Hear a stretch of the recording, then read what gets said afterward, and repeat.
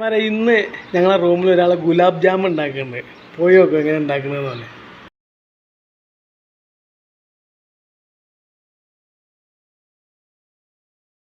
സീറൊക്കെ ശരിയാക്കിണ്ട, പഞ്ചസാരൊക്കെ ഒരുക്കി റെഡിയാക്കി വെച്ചിരുന്നവിടെ.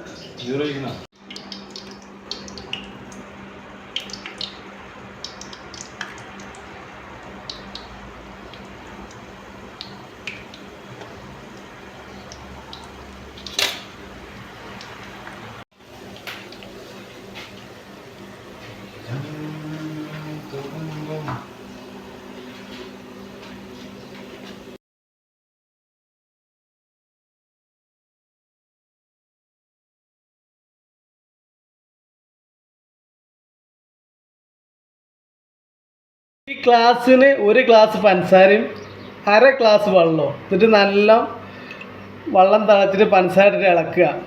അടിപൊളി. ഇങ്ങനെ തൊട്ട് നോക്കുമ്പോൾ ഈറമ്പം മാതിരി പൊന്തണം. അതാണ് സീറോൻ്റെ അതിൻ്റെ പഞ്ചസാരൻ്റെ ഒരു കണക്ക്. അങ്ങനെയാണ് കുഴച്ചിട്ട് ഇതുപോലെ ബോളാക്കി വെക്കുക. ഇതാ ഈ വലിപ്പം.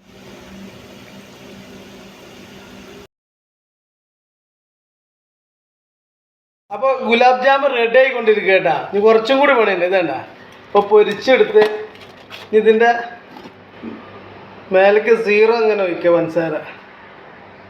എന്നിട്ടൊരു 2-3 മണിക്കൂർ ഫ്രിഡ്ജിൽ വെക്കണത്. എന്നാലും അതിന് കറക്റ്റ് ടേസ്റ്റ് വരുള്ളൂ.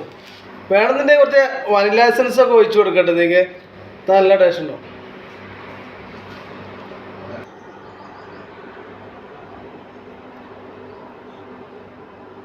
2-3 മണിക്കൂർ ഫ്രീസറിൽ വെക്കണ്ട. ഫ്രീസർ നോക്കണ്ട, ബാച്ചിലേഴ്സ് റൂമാണ്. അപ്പം അതിൻ്റെ ചെറിയൊരു വൃത്തികുറവുണ്ടാവും.